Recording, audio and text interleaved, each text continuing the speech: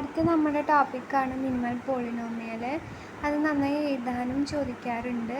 First of all അത് irreducible ആണ്, smallest degree non zero പോളിനോമിയലാണ്, മോണിക് പോളിനോമിയലാണ്. മോണിക് പോളിനോമിയൽ മീൻസ് ഹയസ്റ്റ് ഡിഗ്രിയുടെ കോഎഫിഷ്യൻറ്റ് 1 ആയിരിക്കും എന്നാണ്. അപ്പോൾ നമ്മളുടെ യഥാർത്ഥ ഡെഫിനിഷനിലേക്ക് കടക്കാം.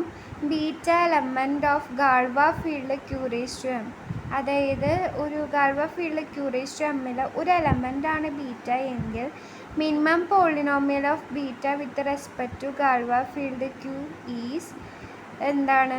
സ്മോളസ്റ്റ് ഡിഗ്രി ആവണം, നോൺ സീറോ ആവണം, മോണിക് പോളിനോമിയൽ ആവണം.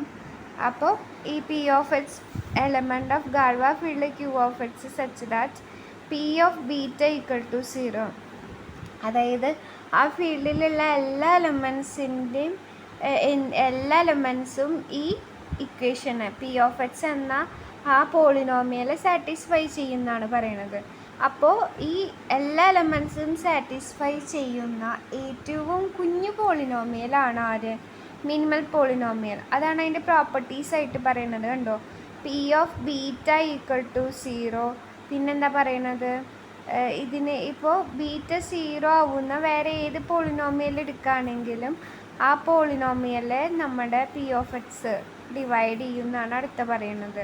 പിന്നെ പി ഓഫ് എക്സിൻ്റെ degree less than or equal to M ആവണം. ആ ഗാൾവ ഫീൽഡ് ക്യൂറേസ് ടു എം എന്നാണ് നമ്മൾ ബീറ്റേനെ എടുത്തതെങ്കിൽ, അതായത് 2 സ്ക്വയർ 2 ക്യൂബ് 2 റേസ് ടു 4 ഒക്കെ നമ്മൾ കണ്ടിട്ടില്ലേ? അപ്പോൾ ഇപ്പോൾ Galois field 2 raise to 4 minimal polynomial ആണെങ്കിൽ അതിൻ്റെ ഹയസ്റ്റ് ഡിഗ്രി എന്ന് പറയുന്നത് 4 താഴെ ആവണം എന്നാണ് ഈ ഒരു പ്രോപ്പർട്ടിയിൽ പറയുന്നത്. അപ്പോൾ ഈ മിനിമൽ പോളിനോമിയൽ എന്ന ടോപ്പിക്കിൽ അവർ ഏറ്റവും കൂടുതൽ ചോദിച്ചിട്ട് ഉള്ള ഒരേ ഒരു ക്വസ്റ്റ്യനാണ് ഇത്. Determine minimal polynomial for each conjugacy class in Galois field 8 with respect to Galois field 2. The primitive polynomial is g of x equal to x cube plus x plus 1. എന്തായാലും Galois field 8 എന്ന് പറഞ്ഞിട്ടുണ്ട്. അപ്പോൾ നമ്മൾ എന്താണ്? ആൽഫയാണ് ആര് നമ്മൾ പറയാറില്ലേ? Alpha എന്ന് പറയുന്നത് Galois field 8 ആരൊക്കെയുണ്ട്? 0, 1, alpha square, alpha cube etcetera alpha raise to 6 വരെ ഉണ്ട്.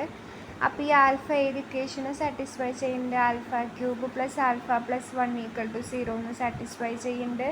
ഗാൾവ ഫീൽഡ് നമ്മൾക്ക് കണ്ടുപിടിക്കേണ്ടത് ആക്ച്വലി 0, 1. ഈ കോൺജുഗസി ക്ലാസ്സസും നമുക്കറിയണം. അപ്പോൾ നമ്മൾ ഓൾറെഡി അത് എഴുതണം കേട്ടോ. നമ്മൾ ഓൾറെഡി കണ്ടുപിടിച്ച കോൺജുഗസി ക്ലാസ് ഓഫ് ആൽഫ എന്താണ്? Alpha square.